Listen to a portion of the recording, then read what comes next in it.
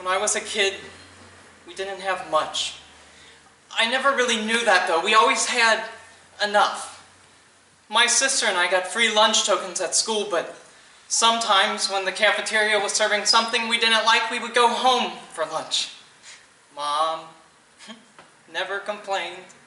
She would hum her favorite song while she served us soup or bread or even rice with a little milk. That was always special. We always went back to school with our stomachs full.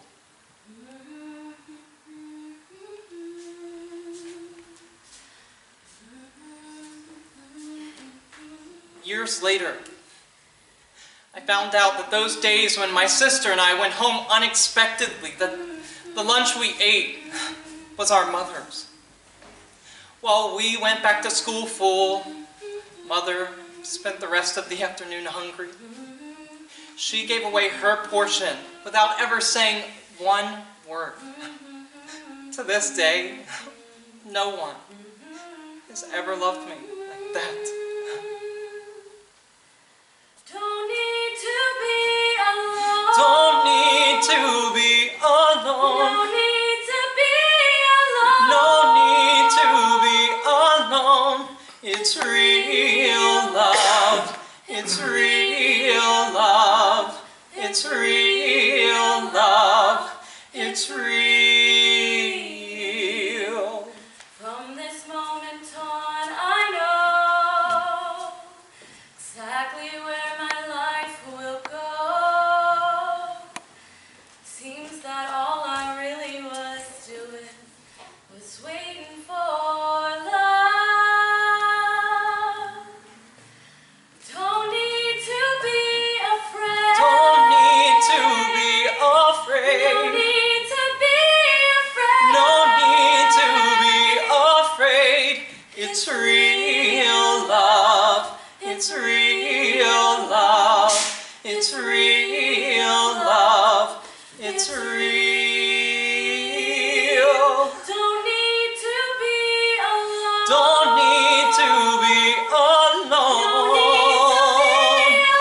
No need to be alone. It's real love. It's real love. It's real love. It's real.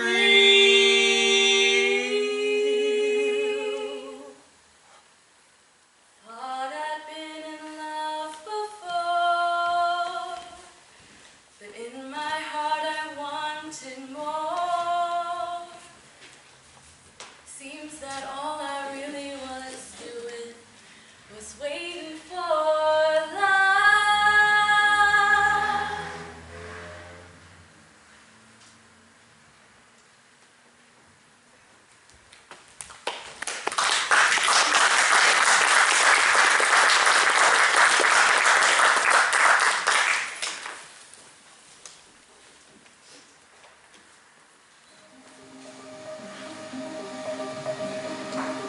I live in a box.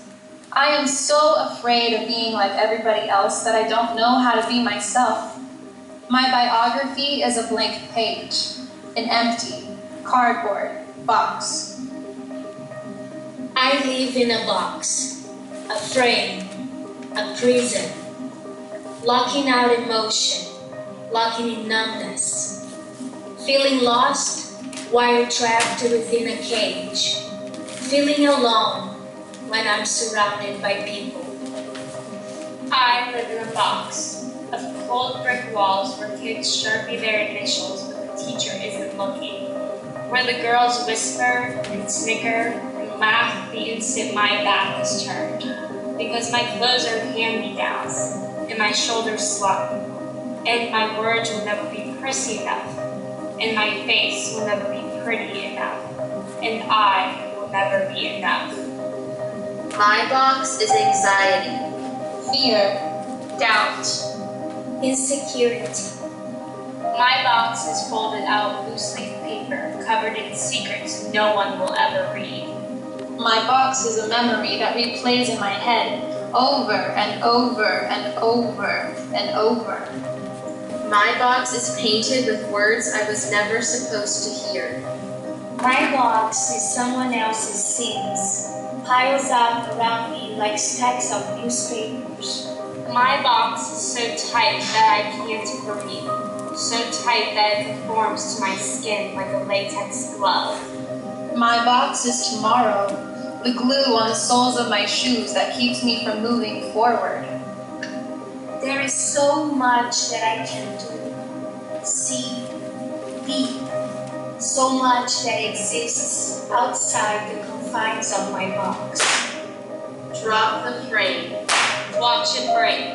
Break and breathe. If your box is silence, speak. If your box is quiet, scream. If your box is fear, dream. I live in a box, but I will break free.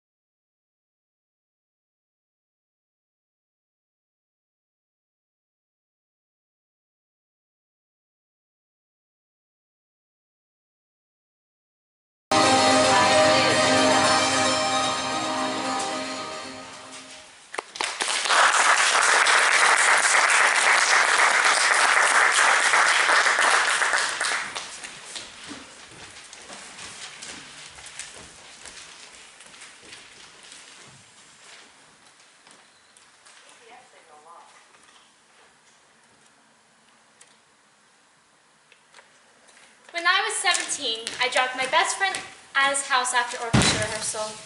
He leaned in my car window and said, "Let's make plans tomorrow for the weekend." But the next day, he wasn't there. 3 days passed. His mom finally answered the phone. When I asked for John, she burst into tears. The night I dropped him off, he had attempted suicide. He was hospitalized for 6 months. All that while we exchanged letters. I was the only friend who wrote. 5 years later, he shows me the letters I wrote him and said, "They saved his life. I saved someone's life." Signed, Anonymous. I've had a stutter since I was little. I'm always worried about speaking. The school tried to help with speech therapy, but that never helped. I can think of the words that I want to say, but on the way out, they don't seem like they want to leave. Every time I open my mouth, I feel like I'm burdening people. It takes so long to say a single sentence. Signed, Anonymous.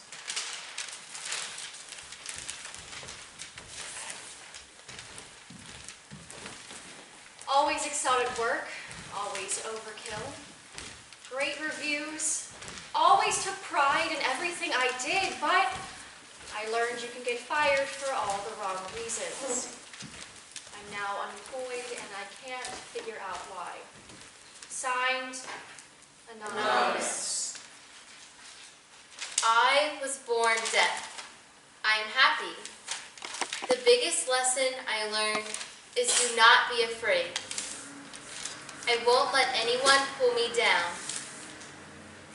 I am so damn proud of being deaf and Christian. Signed, Anonymous. I had this great job, earning $300,000 a year, making rich people richer.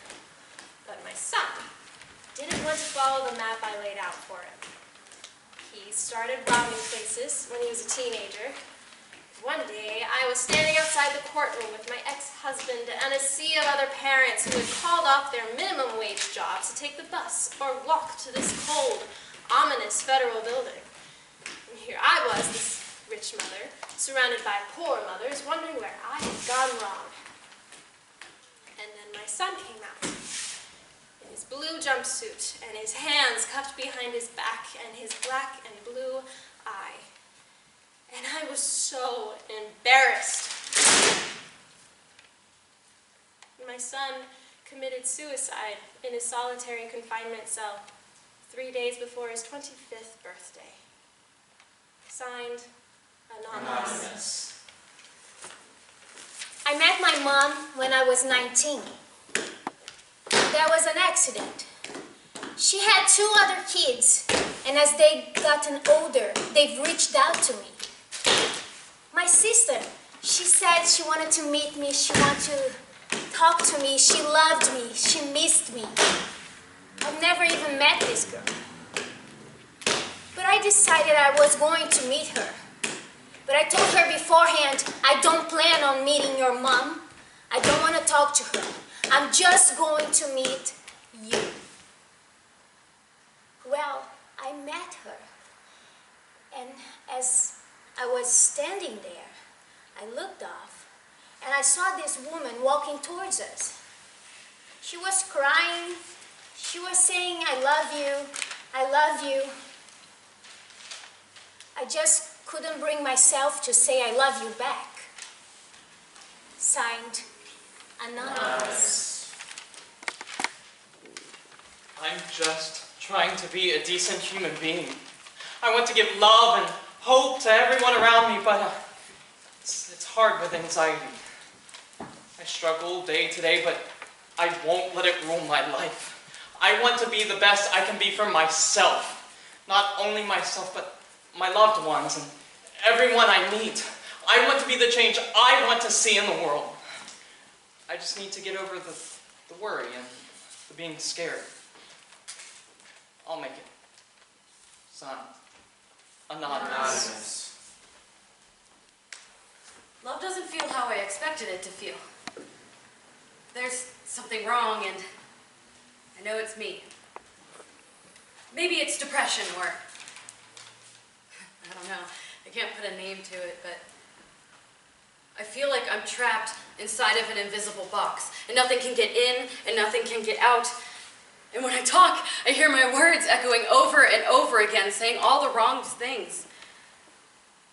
Love should be beautiful, but the ugliness inside of me is distorting it. He's so perfect, and I'm so damaged. Even when we're face to face, I feel like we're light years away. I don't know how to fix it. I don't know how to fix me. Signed, Anonymous.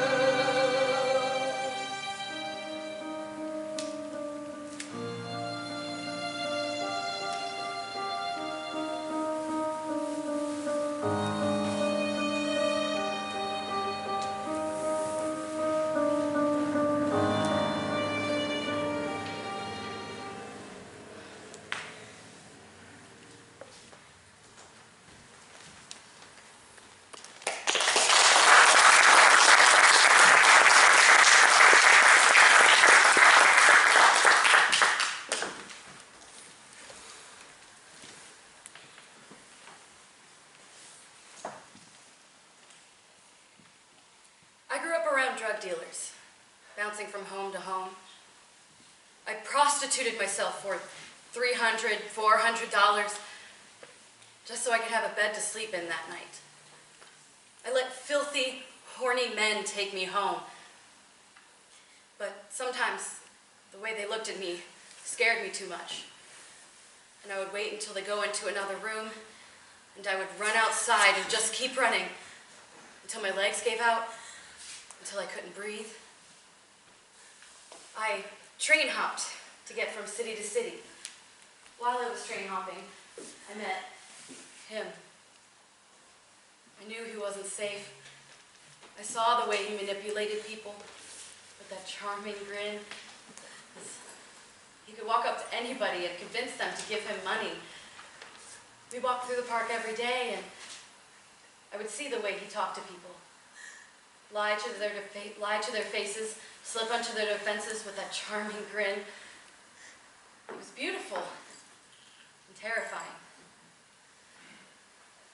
One day, he pulled me behind a tree, shoved me down with that charming grin, his eyes glowing. He dug his hands into the dirt, and then he started to finger me. He said it was to cleanse me, and then he raped me. I slapped him and screamed, and he smiled. Good, he said. You fought back. I hopped a train the next day. When I got to a new city, I went back to my old routine, living until I ran out of money, and then selling myself for a night. Once, a man cut my neck with a butcher knife when I tried to run away. I called the police, but they didn't do anything. They told me to file, but I didn't even know the man's name. No one seemed to understand that I was the victim. This older man took me in for a while. He was good to me. He bought me cigs and even tried to find me a job. He was the only man in my life who didn't want to have sex with me. Being a girl and homeless is...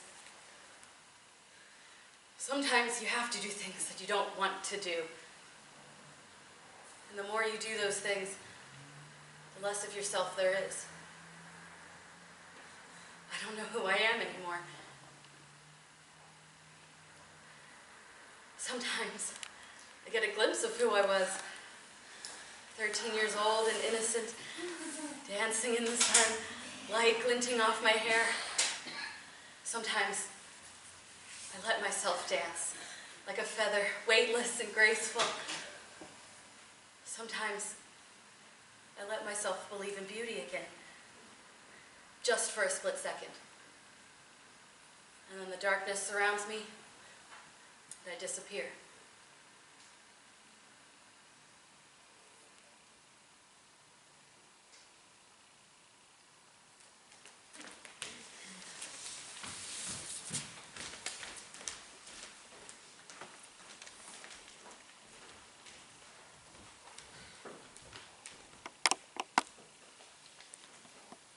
Darkness is the absolute absence of light. That's not true. Darkness is not an absence, but a presence, active and alive. It breathes, it speaks, it hungers. The darkness knows my name, and she calls to me. I scream at the top of my lungs, but only silence comes out, like I'm stuck in a dream. I don't sleep, can't sleep. Or maybe I am asleep and I can't wake up.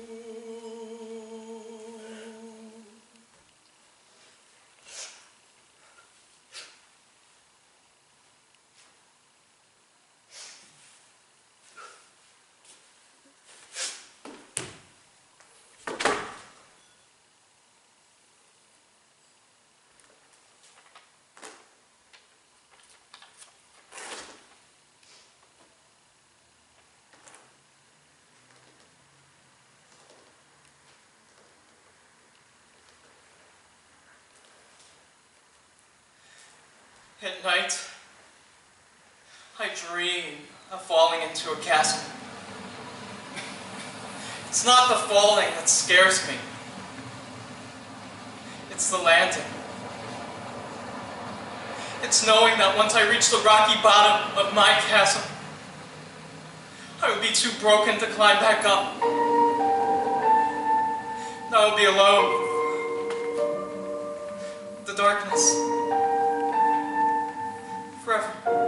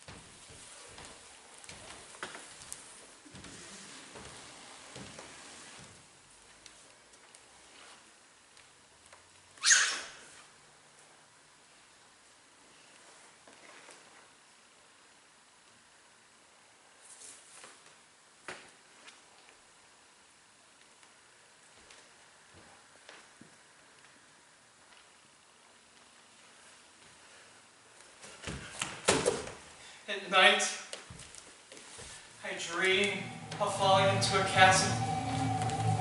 But it's not night. I'm not sleeping. I'm not dreaming. I'm only falling.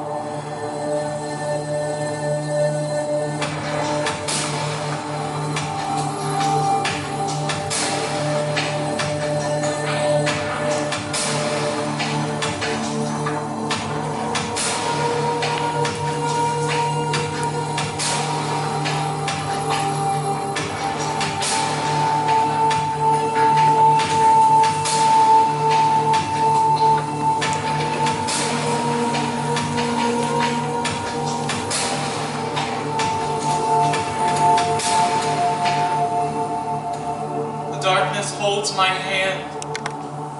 She is cold like the metal razor I weigh in my palm. I know what she wants me to do. And I am so tired. I can't sleep, can't breathe. At night, I dream of falling into a chasm. But falling doesn't scare me anymore. Darkness holds my hand, guides my knife as I carve a chasm into my arm. I carve a chasm and I close my eyes. And I dive in.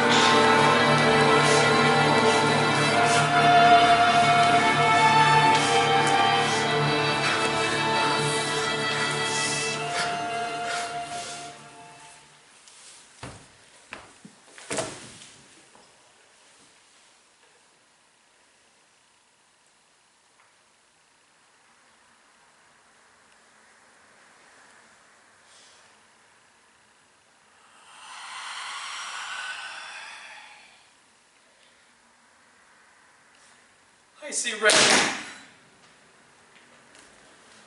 I see red. I see red. I see red. I see red. In my tears I see red. In my teeth I see red. In my dreams I see red. In my hands I see red. In my veins I see red. In my soul I see red. In my chasm I burn red. Breathe red. See red. Scream red. Bleed red. Drown red. Red, red, red.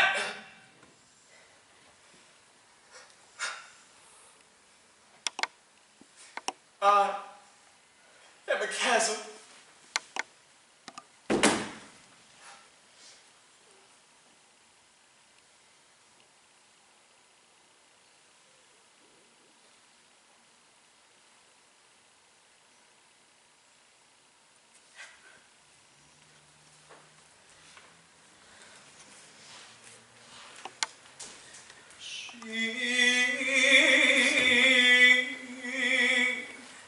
She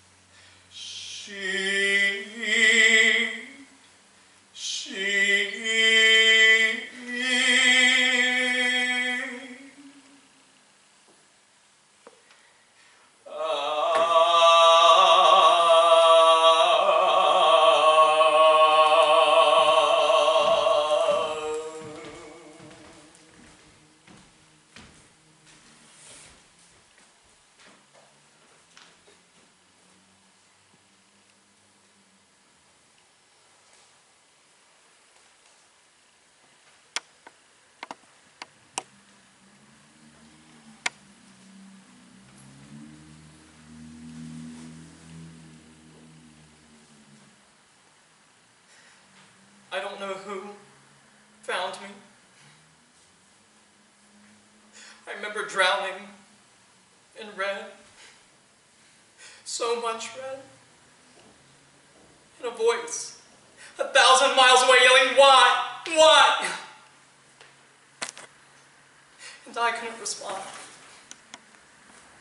Days later, drowning in painkillers, my chasm stitched shut. They asked me why. Why? But I wouldn't respond. Years of drowning in the darkness. I touched the scars embossed on my wrists and remembered what it was like to dive into a chasm, believing that I would never climb back up again and that I would be alone with the darkness forever. Years of looking up at the sky from the very pit of my chasm and longing for light. Years of climbing, slipping down, climbing again. Every time I fall, it hurts more. But every time I climb a little closer to the light, I realize that the pain is worth it. I don't see red anymore. I see blue. Blue sky. Years. People see the scars on my wrists. And they ask me why. Why? And I respond, the devil made me do it. But she doesn't control me anymore.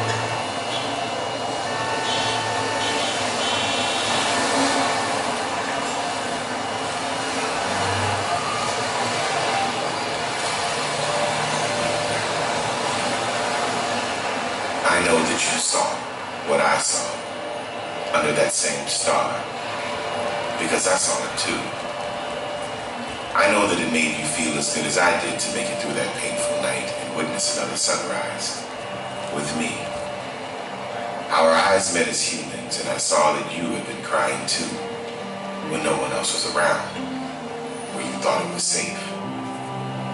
I know that look. It's one that we share. We sounded just alike for a second as we both let out a sigh of exhaustion. Tears condensed into a breath of consequence. Life paints us in blues and grays sometimes, a result of us not having all the answers. Sometimes we're in that room together, sorting through our difficulties in separate corners while acknowledging the presence of others, trying to discover the panacea for all our ills. I grip our chests as I feel the disappointment in myself and my flesh. I let you down. We deserved better for us. We've been given another day. Let's try again tomorrow. And then, that same star we saw miles apart from one another made its way back into the sky. And we saw it at the same time and were encouraged, reminded that our power lies in our potential, the possibility of amazing every minute, every second. No matter how terrible the life, the people in that life, or the circumstances surrounding it, we have the beautiful capacity to overcome. We shall overcome. We shall come over, introduce ourselves, and embrace our potential to be different, to be better than the limitations of our physical selves at any given moment. No matter the past, no matter the pain, it helps to have a family like ours, where we are never truly alone, for there is always someone under these same stars that are becoming new creatures as we speak. And it is truly a wonderful, painfully beautiful life when you know that you have that very same power. No matter the room you inhabit, it can always be different, as we are all akin.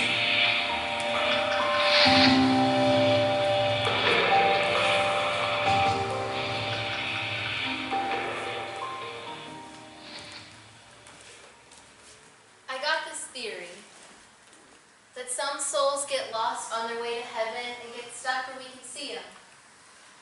Stars. I kind of hope that's true. I'm not heaven material, but it'd be okay if I could be a star. Don't think I'd be the brightest, but I'd certainly shine as bright as I could. That's more than I can say I've done here. I got a home now. Got a bed that feels like a marshmallow. Sometimes I'm afraid I'll sink right through to the floor. I got walls and a fridge stocked with food and a roof over my head. But the silly thing is, sometimes I wish I could peel the roof off like the lid of a jar just so I could see the stars again. They've been my only friends for years, and now they seem so far away.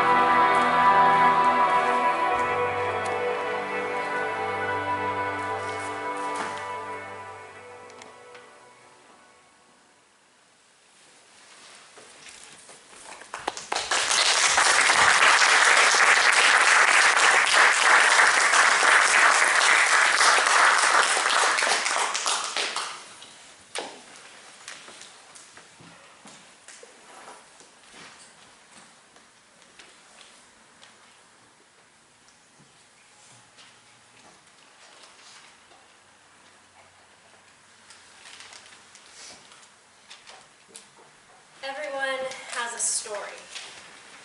Tragedy, wonder, loss and triumph.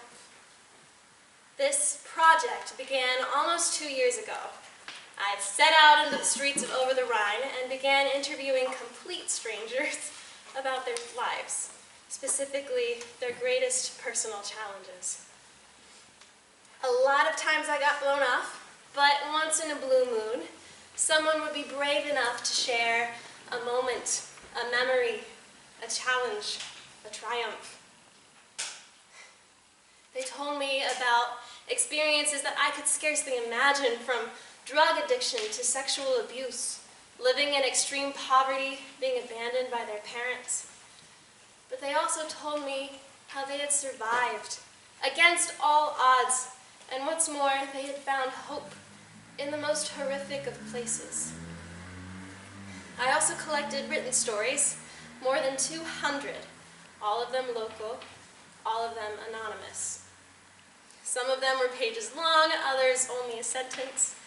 You could tell the artist stories because they were written in poetry or portraits instead of paragraphs. But once again, actually over and over again, I was amazed by the courage of these strangers to share some of their darkest secrets and their highest hopes with a complete stranger. You're holding one of these anonymous letters right now. When you entered, you picked up a program, and with it, you picked up a story.